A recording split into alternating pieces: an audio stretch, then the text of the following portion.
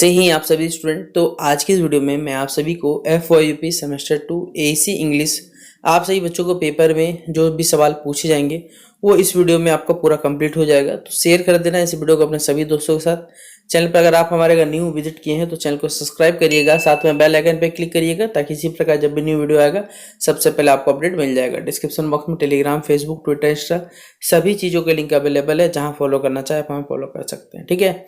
और इससे पहले हमारे चैनल के प्ले सेक्शन पे AC हिंदी का, इंग्लिश का, digital education, mathematical, environmental study जो भी पढ़ना है वो सारा वीडियो अवेलेबल है, आप जाके देखना चाहे देख सकते हैं, ठीक है। पहला ही सवाल इंपॉर्टेंट कर लीजिएगा।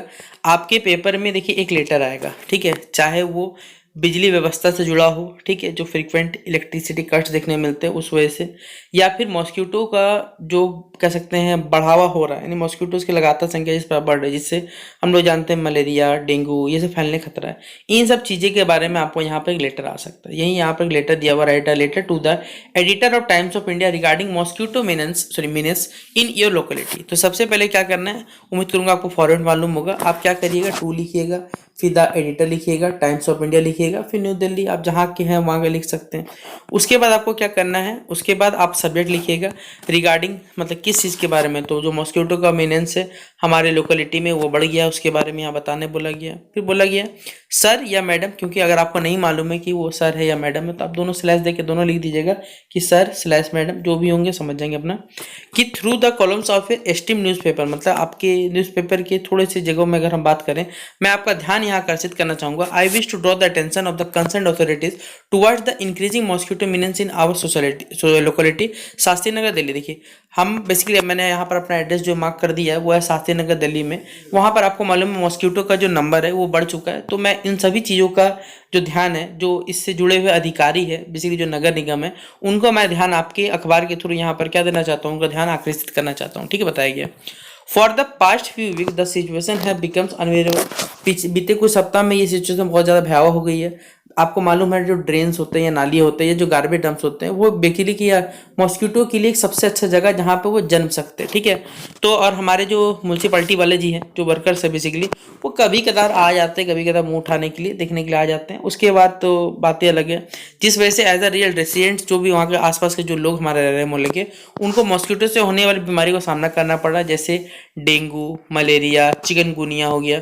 The evenings have becomes almost possible to spend outdoors and children as well elderly peoples are falling sick. Figure देखिए, जो भी छोटे बच्चे हैं या फिर जो बुजुर्ग लोग हैं वो घर से बाहर तो जा ही नहीं सकते हैं, इतना ज़्यादा मच्छर का यहाँ प्रकोप बढ़ चुका है, ये बताया गया है। वी द रेसिडेंट्स ऑफ, यानी हम लोग जो सभी लोग शास्त्री नगर के हैं basically, have lost several complaint with the local municipal corporation but no effective action has been taken so far. देखिए हम लोगों ने क्या किया, बेसिकली जो हमारे लोकल म्युनिसिपल ऑफिस है बेसिकली वहाँ पर जाकर हमने कंप्लेन किया, लेकिन कोई भी यहाँ से एक सराहनीय कार्य यहाँ पर नहीं किया गया ताकि यहाँ पर व्यवस्था ठीक हो सके।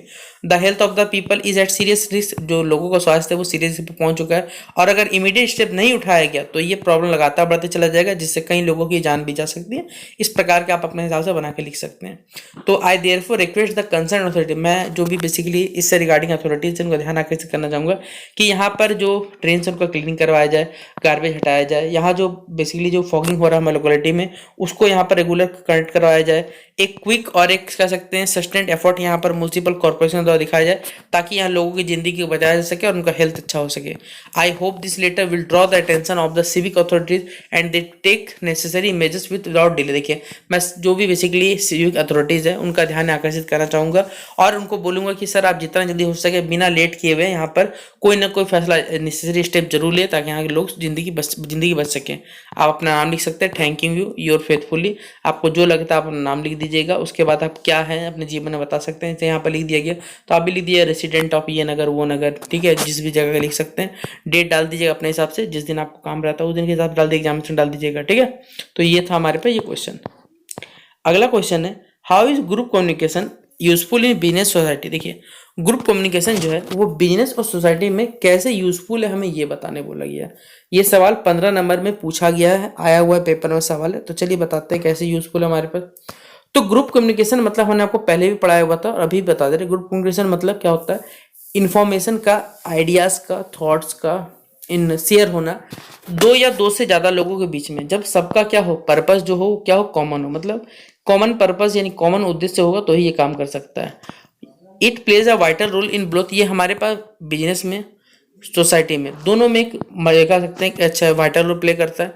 Because most of the decision plans activity depend on collective decision. देखिए यहाँ पर जो भी डिसीजन या बेसिक प्लान्स बनाया एक्टिविटी जो होता है वो कलेक्टिव रूप से बनाया जाता है, संग्रहित रूप से बनाया जाता है, और लोगों का यहाँ पर कॉपरेशन रहता है। Whether it is an organisation, classroom, ये कुछ भी हो सकता है, ऑर्गेनाइजेशन हो सकता है, क्लासरूम हो सकता है, कम्युनिटी हो सकता है, कोई ग्रुप हो सकता है हमारे पास, जहाँ पर सब लोग मिलकर काम करते हैं, ठीक है, ताकि सभी का जो कॉमन गोल है बेसिकली वो क्या हो सके, हमारे पास अचीव हो सकते, ये बता दिया गया है, ठीक है।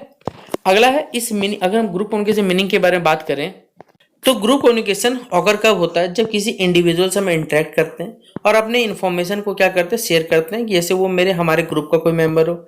ये फॉर्मल हो सकता है जिसमें मीटिंग्स होते हैं हमारे पास, कॉन्फ्रेंसेज होते हैं, सेमिनार हो सकता है, और इनफॉर्मल भी हो सकता है जहाँ पर लोगों दोस्तों के साथ डिस्कस किया जाता है, कोई कम्युनिटी से डिस्कस होता है। ये सब मेन ऑब्जेक्टिव क्या है इसका, प्रॉब्लम सॉल्व करना है, नॉलेज को शेयर करना है। ऑब्जेक्टिव को यहाँ बेसिकली जो हमारे कलेक्टिव डिसीजन है उनको सब साथ में मिलकर लेना है, ताकि यहाँ पर जो काम कर सके वो इजीली आराम से फंक्शन कर सके, ये बताया हुआ है, ठीक है।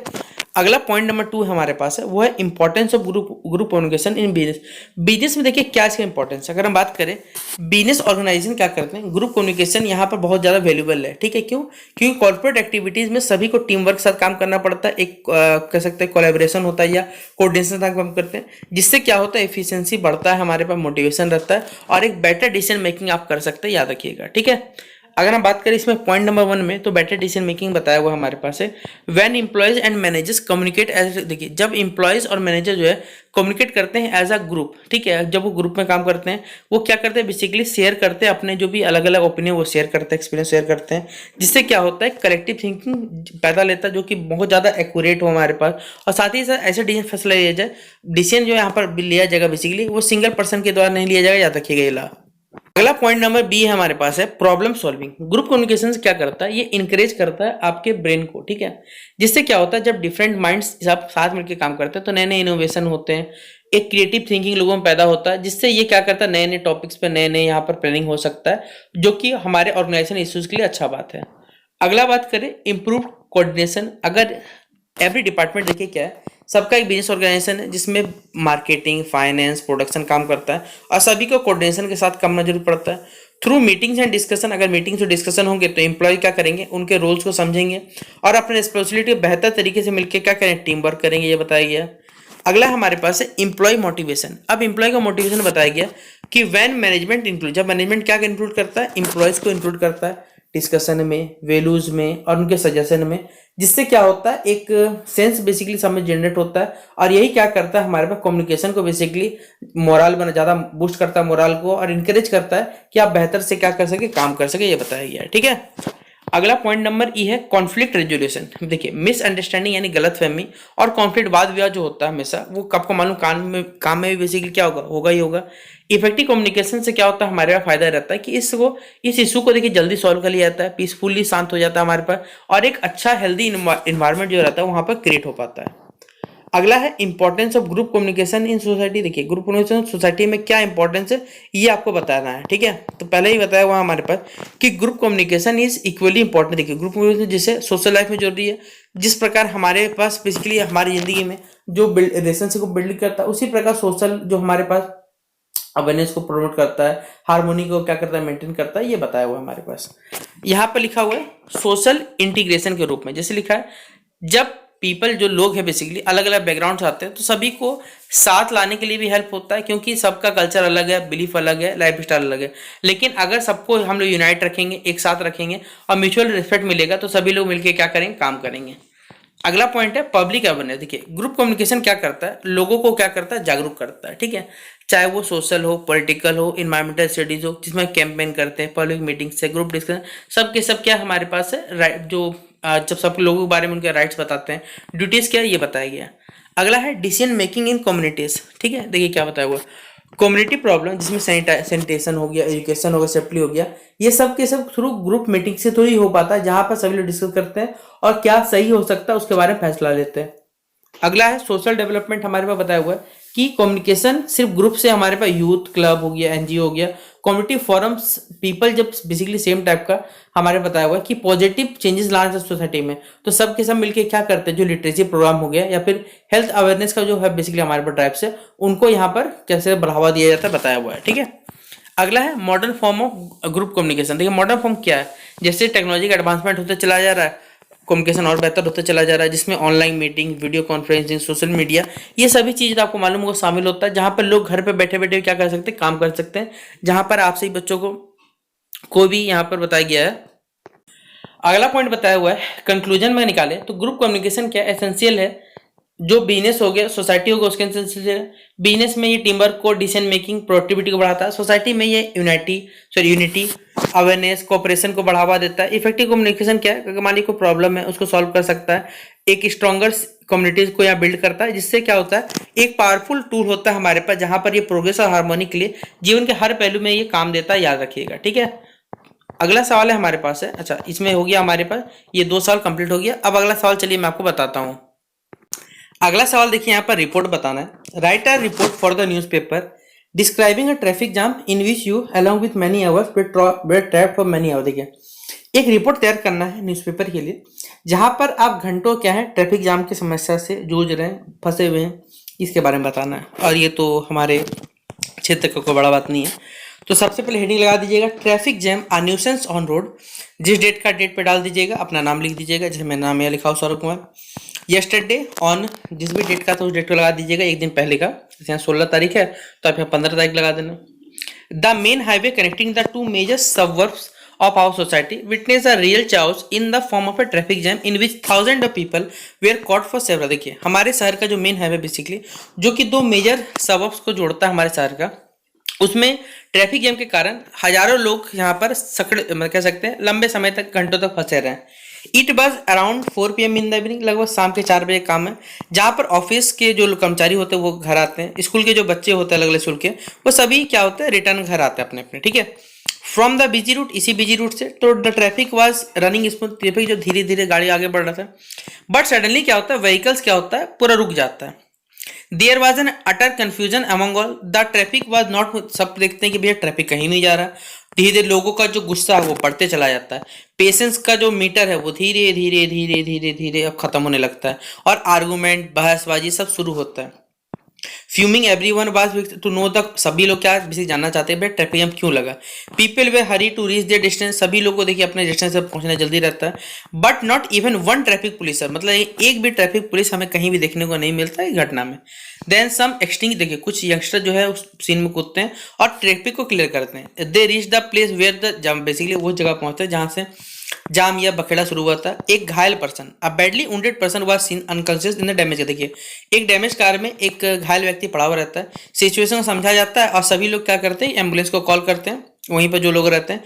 With in no time the ambulance, इस बार एम्बुलेंस भी बिना टाइम बर्बाद किए हुए पहुंच जाता है गलती से, साथ साथ पुलिस भी गलती से पहुंच ही जाता है।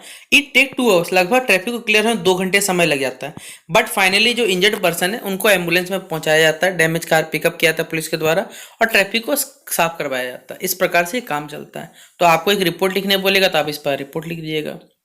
अगला देखिए, पेपर में आपका एक इंक्वायरी रिपोर्ट भी आता है। जैसे यहाँ पर एक कंपनी है, इसका नाम है किरण इलेक्ट्रिकल कंपनी, जिसके ब्रांच ऑफिस में जो स्टाफ का इनएफिशिएंसी है, मतलब सिंपल भाषा में बोलो तो कोढ़ियागिरी जो है या फिर कह सकते हैं आनाकानी है, जिसके बारे में यहाँ पर एक रिपोर्ट तैयार करना है। ठीक है, तो आप सबसे पहले नाम अपना लिख दीजिए, कंपनी का कहाँ का है, कॉन्टैक्ट नंबर जिस भी ऑफिस का लिख दीजिएगा, डेट डाल दीजिए, और जो किरण इलेक्ट्रिकल्स के मालिक है उनका नाम लिख दीजिएगा, वो लिख दीजिएगा। सब्जेक्ट क्या है, इनएफिशिएंसी, और जो ड्यूटी में जो स्टाफ्स का कमी दिखाया जाता है जो नोएडा ब्रांच है उसके बारे में बताया हुआ। Dear sir, as per your letter, आपका लेटर के हिसाब से मैंने ये नोएडा ब्रांच उसमें इंस्ट्रक्ट किया बेसिकली, और जाके वहाँ फंक्शन देखा, तो मेरा रिपोर्ट इस प्रकार से, यहाँ पर कंप्लेंट्स के बारे में बात करें तो customer who had purchase our electrical appliance have complaint to the head office.